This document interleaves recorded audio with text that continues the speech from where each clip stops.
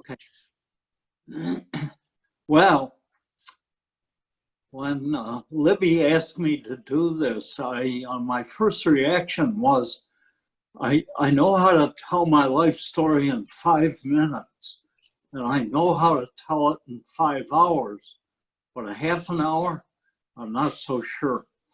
She gave me some clues, and they've helped a lot. And Libby, thank you for that poem. That's more meaningful to my story than I think even you can perceive. So thanks for that. Well, we'll start at the beginning, I guess. If you remember the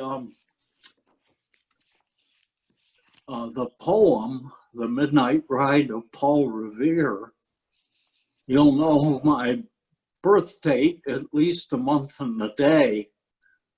I was born in April of 1937 in Dayton, Ohio. And my father and mother were in Dayton. My dad worked for NCR, and he was there at the headquarters area to get trained for an assignment out in the field when he met my mother, and they were married. And while they were still there, I was born. And within, one thing that confuses people from time to time, I was born Joseph John Dancy III.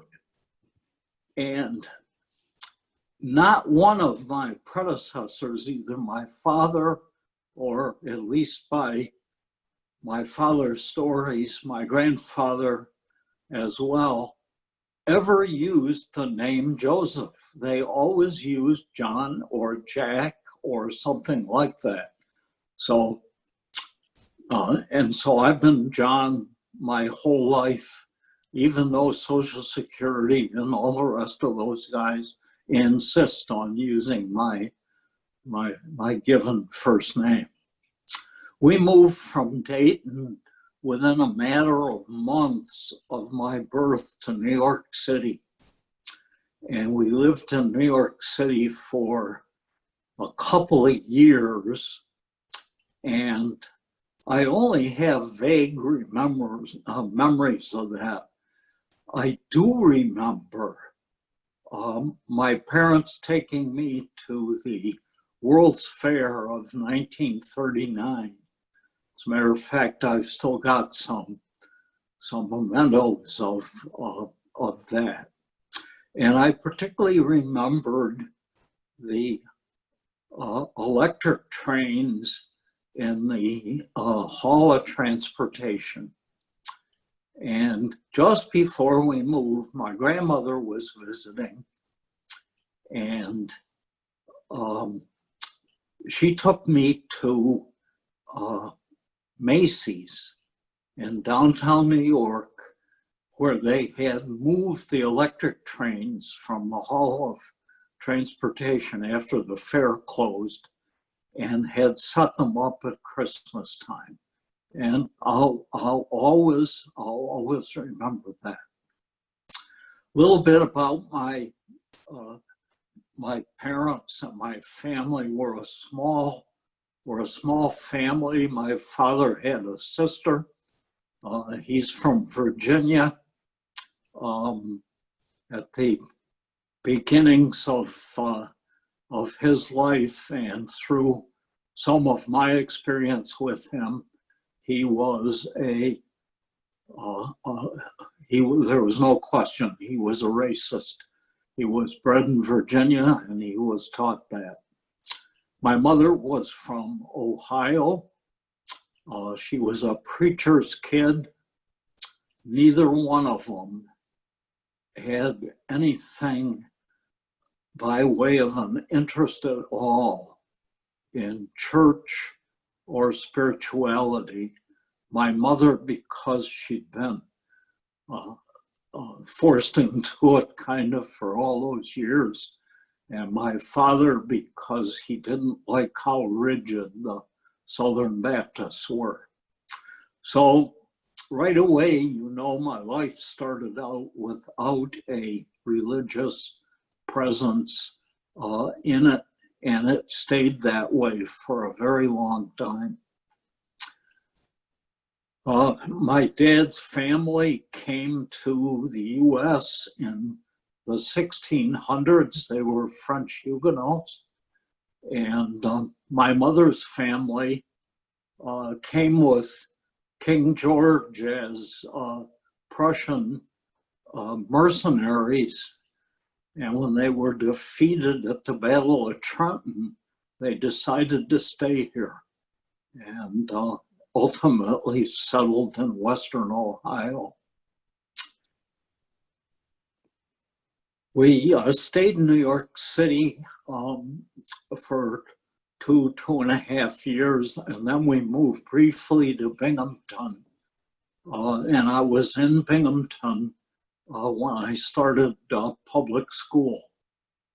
And I just barely started public school, and my dad was transferred to Rochester. So we moved to Rochester just after the beginning of World War II. It was probably April of 1942, maybe March. It was still cold. We settled in the northwest part of the city, up on the end of a street off the end of St. Paul Street, just before you got to the old Veterans Bridge traffic circle. If those of you that were here when that was still here may remember it. We settled into a rental house, a half of a double. And I went to number 8 school, the Carthage School, which was on the corner of Avenue B and Conti Avenue. About 15 years ago, I had the thought that I'd drive by that site and see what was going on. And the school is no longer there. It's now down on St. Paul Street. But the neighborhoods have all changed, and not for the better, unfortunately. Not much care given to a lot of rental property, and really saddened to do that. I went on from there to Benjamin Franklin High School. At that time, Franklin had a graduation rate and a college placement rate that was equal of Pittsford or Brighton or any of the schools we tend to point to today. And I got a very, very good public education. And I had many mentors in that time of my life. One was a particularly strong one was a civics teacher. Another was a coach, and the overall experience was wonderful. At the end of that, I decided I wanted to get a degree in applied physics and went off to Penn State University to do that.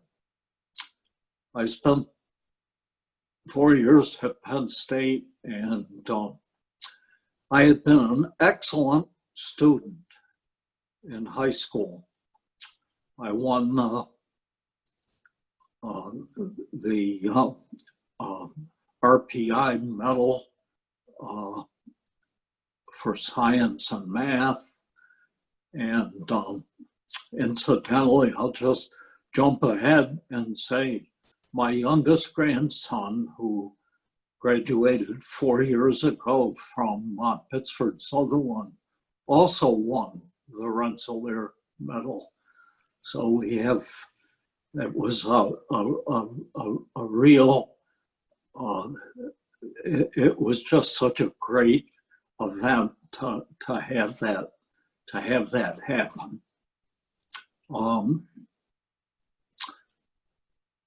I went off to school and the wheels started coming off a little bit in sophomore year. Now I've got to break into the story because this is important, because it pervades everything for about 40 years in my life. And I am a recovered alcoholic. My father was an alcoholic. I thought I was different, that I could manage it where he couldn't. And I was dead wrong. And that began sometime in my second year at college and continued until about 1995 to one degree or another. So the poem that Libby read about the things you will do and the things that you won't foresee and the influence of those things is particularly meaningful to me in that light. At any rate, I finished college. I got married to my high school sweetheart. We'd been dating the last 2 years of high school and went to work for Eastman Kodak Company. And it was an exciting time to be at Kodak. It really was. The 60s, the 70s, even the early part of the 80s were tremendously exciting.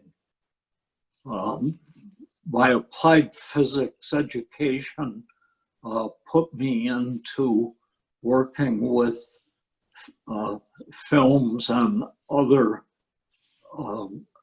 materials that were used in the medical imaging area. And I spent almost 25 years of a 38-year career in that field. And it was extremely exciting.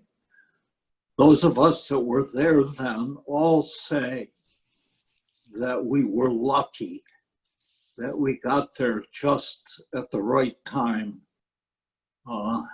Some of us left at the right time, some of us stuck around for a while. Things started to unravel for me, both with the alcohol and with work and with my marriage in the 70s. And work was, we started downsizing in the 70s, really got into it, we thought, in the 80s, and then the 90s were worse than anything one might expect. It was taking a toll. My first wife was, frankly, an enabler of my drinking. And so that all contributed to make it, that was a very, very difficult period of my life. And again, I had no spiritual or religious community to fall back on, only friends, and others, and I was losing some of those pretty fast. So by late 1970s, my first wife and I were divorced.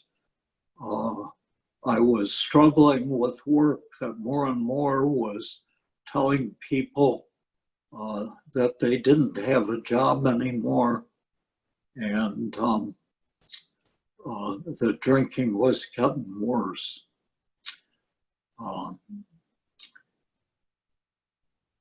In 1982, I got transferred to manage a division at Kodak, Colorado.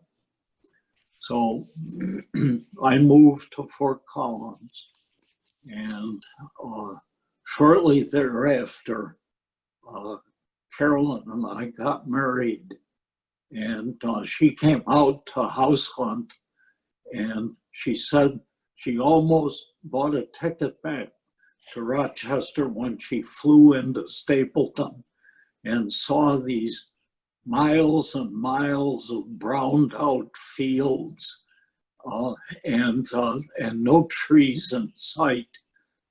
And she couldn't see the mountains, of course, but that's kind of the way it was. At any rate, we spent, excuse me, we spent 2.5 years in Colorado. Again, a lot of downsizing. During that period of time, excuse me, I'm gonna have to get some water here.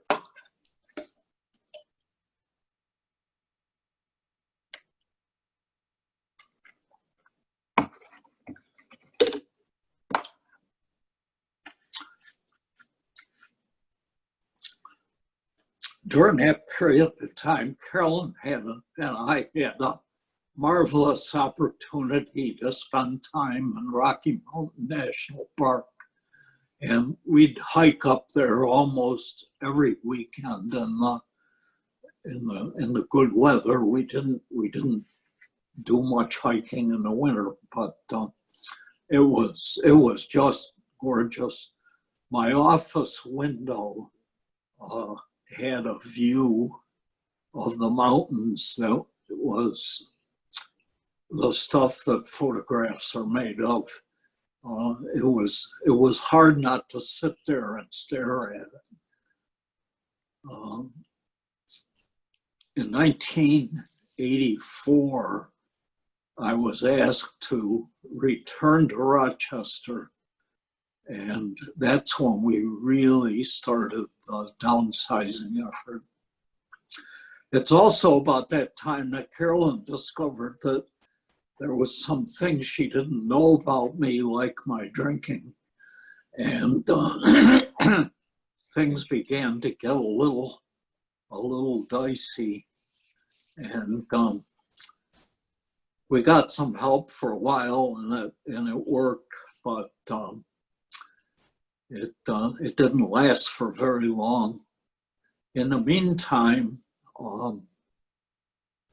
I've got 2 adult children out there who had stayed with their mother after my first wife and I were divorced, and they were starting to get of an age where they alcoholism is not a family disease genetically, but it is a family disease, and so I was very concerned about them. I fortunately have had an exceptionally good relationship with my ex-wife and with both of my kids. And they're not kids anymore. One of them is bumping 60, so they're still kids to me. Yes. I have one son who lives in Fairport in the village, and he's the marketing manager at Monroe Tractor. He always played with Tonka toys. We knew he was going to be something to do with construction. Sure enough, he did. And my daughter, who was a human resources graduate from Syracuse, stopped work when their first child was born, and stayed home with the kids. They live here in Pittsburgh, right across the canal from the Highlands. We have, between them, we've got 4 grandchildren. The oldest is works for a railroad company as a construction manager, and the next one is a financial analyst on Wall Street, and the next one is my youngest grandson, is a senior at Binghamton, majoring in biochemistry. He's going to go on for his master's and doctorate. He doesn't quite know where yet. And our little girl, who's 14 and just starting high school. And at one point in the latter part of the 90s, or the early part of the 90s, my daughter-in-law refused to have her boys spend time alone with me because of my drinking. And that kind of brought it to a head, and we got some help from some professionals. We got some help from a 12-step program that's deeply spiritual. And so 25 years have gone by, and it's not a problem. And my life has changed dramatically. I have a relationship with my family. I have, one of the reasons I joined First Unitarian Church is that I needed a spiritual home that wasn't focused uniquely on alcohol. And I came to a memorial service and in the church. And on the way out, I stopped and read some of the pamphlets in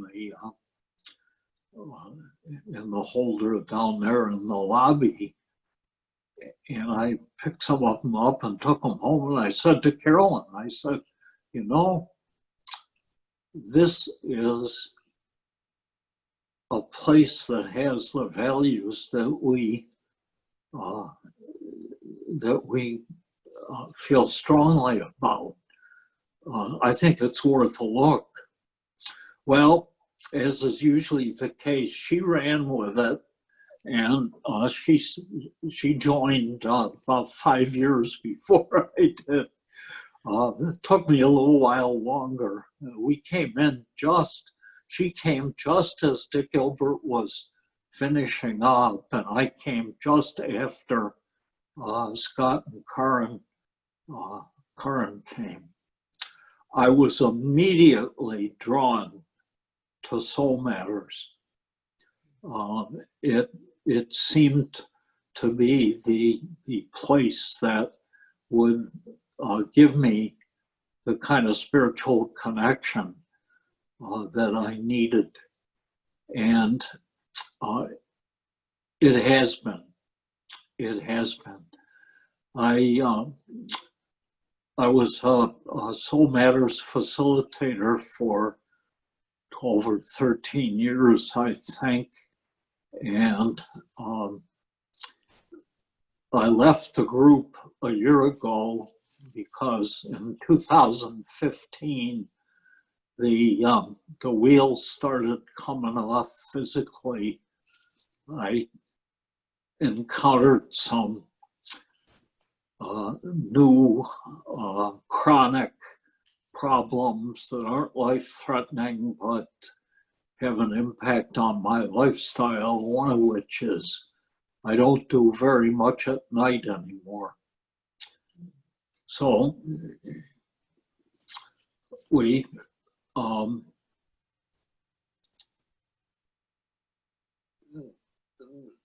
have also in church, I started out, one of the funnest jobs I had initially, I was a parking assistant. You remember back when we used to have people out there to direct traffic and park cars?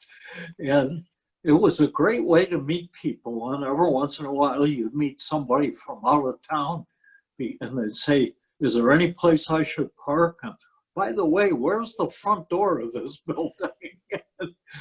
It was really, really quite nice. Then I got involved in a couple of annual budget drive campaigns and did 4 of those all told over the years, and none of which were done as well as the ones that are being done now. I think we've really nailed it. But then somebody asked me to run for the nominating committee. And so I agreed. And I don't tend to say no to people if I can do something. If there's not anything in the way, I don't tend to say no to people at church. And because they don't say no to me. And so somebody asked me to stand for that. And there was an election and I lost. I mean, I didn't lose, I just didn't win. So I wasn't on the nominating committee. A few years later, somebody asked me to run for the board and I was a little bit gun shy. But I did. I filled in the seat that, oh my goodness. I filled in a seat that was vacant because of a move to presidency for a year and then was elected for a 3-year term the following year. So I spent 4 years on the board in a time that was reminiscent of Kodak. And it was the worst of times and the best of times, in that it ended with finding Joel and getting him to our church to start the process of putting us back together again, which I think has been done well.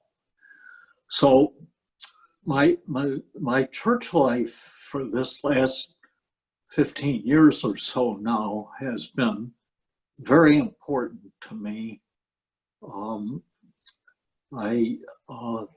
I think back on my family and the fact that nobody was interested in religion. Occasionally there was an interest in going to a service on Christmas Eve, but it wasn't a serious interest. And I wish, I just love to hear stories from people that have been raised Unitarian Universalist. I could have only wished that that had happened. It didn't, and I have it now, and so that's fine. The my work at Kodak was a rather constant succession of jobs, all upward. And for the last 15 years, I was a division manager, and it was a wonderful place, and yet the downsizing just kind of overshadowed everything. Today, you can read in the paper about the, I don't know, I think 3,000 people that work there, and it's kind of sad. I go to a lunch group that's comprised of about 20 guys that were associates during their work life, and not one of us knows anybody there. And when I retired, I said, I retired in 1998, I said, I'm not going to miss the place or the work. I'm done with that, but I will miss the people. Most of the people that other than those that stayed, retired and stayed, most of them are gone.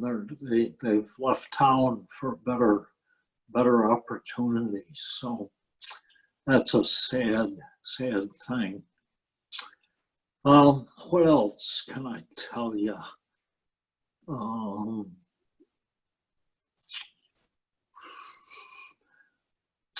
Libby gave me a little cheat sheet.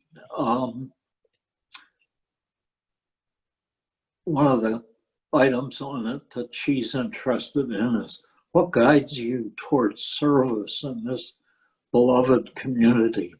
And as I said, the first thing is I don't tend to say no. I did, and if I want to do something, if there's a place where I think I can be of use, I try to get there. There's a few places that I haven't been engaged heavily in that I would like to, but there are some limitations that I have, as I said.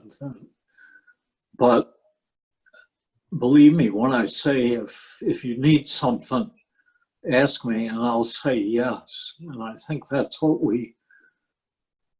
we come to church, to say yes to each other, to say yes to our community. And so I don't know, there's a great deal about the earlier part of my life that I didn't cover. During the war, both my parents had critical skill jobs. They worked 12 to 14 hours a day. My grandmother came to live with us, and she, in a large measure, was the person that I identify with in my very, very young years. And the story I like to tell about this is my maternal grandmother. I never knew, they all died before I was able to know them. I never knew my other three grandparents. But my grandmother and I were home one night, and there was an air raid drill. And if you remember, you had to draw your curtains, turn out the lights, and you weren't supposed to cook because they were worried about the gas flame being visible. So she had just started thinking about getting us some dinner, and that was off. So she went out with her candle and looked around, and she found a can of sauerkraut. Now, I'd never had sauerkraut in my life. And she said, "Do you like it?" And I said, "I don't know." She said, "Well, try some." So she dished up this sauerkraut. It was canned. It was raw. It wasn't. It was chilled, but it was not. It was raw sauerkraut, and I've loved sauerkraut ever since. We sat on the sofa and ate sauerkraut until the all clear rang, and it was. I'll just always remember that. The other thing I'll always remember is not so great, and it guides me today still, and that is I never once I was an only child. I never wanted for anything. There were things I wanted that I didn't get, but I never really wanted it for anything. My father, in his alcoholism, was never abusive to me at all. And so there was nothing about my childhood that would alter me in later life for the negative, but I never heard the word love expressed in my house when I was growing up. And I never even thought about it when my own kids were growing up. And that was a big gap for me, and something that became pretty obvious when I watched my own children raising their kids. And so I told you that my dad was from Virginia. I'll just tell you one more story. My dad was from Virginia. He had a sister, and she still lived in Virginia, and an aunt who lived in Virginia. And while my grandmother from Ohio was living with us, my dad's aunt came to visit. And this was while we were in New York City.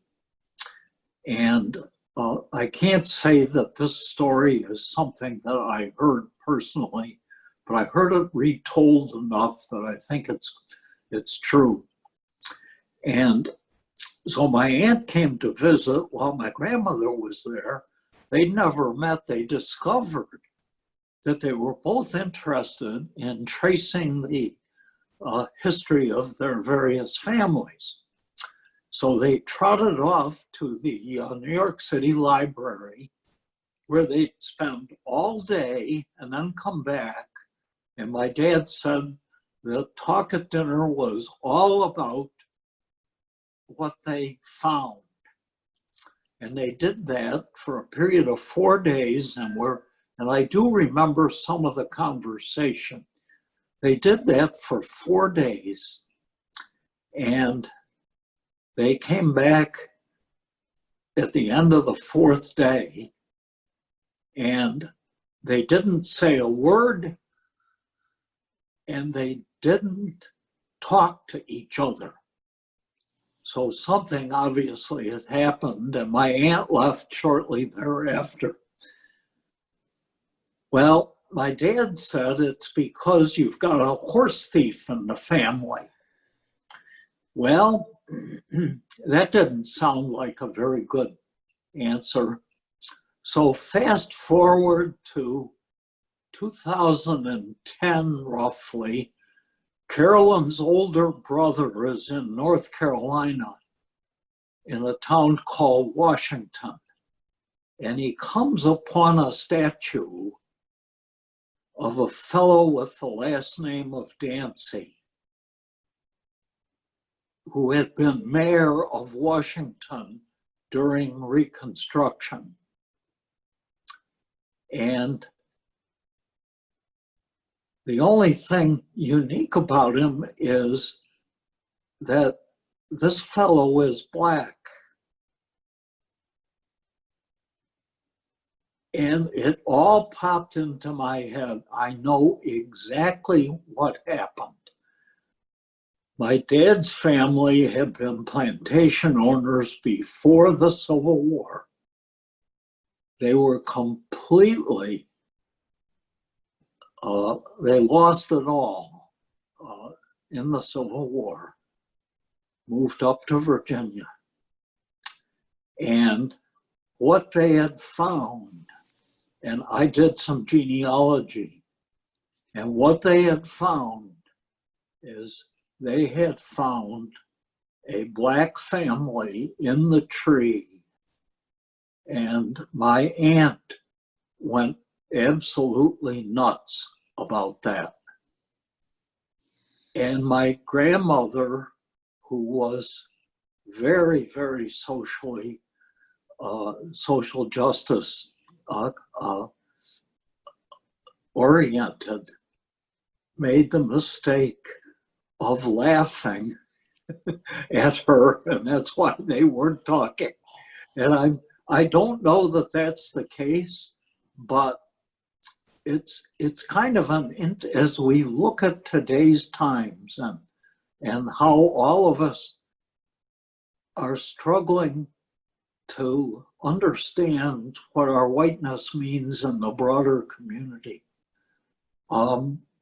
Here's a story that just kind of hits you right between the eyes, or it did me, because it's my family. And it's unfortunate, but a lot of the history is lost because the Union Army burned all the courthouses in the South. So all the records were lost. So there's a tall tale from us that I think is, at least in part, actually true. At any rate, at 83, I'm grateful to be here. I'm particularly grateful that I'm here with the person that I'm here with. Carolyn couldn't be with us today. She's a healthcare proxy for a friend of ours that's just now going into hospice. So she's rather busy helping out there. So I don't know, Libby, did I do what you wanted me to? You did, John. I am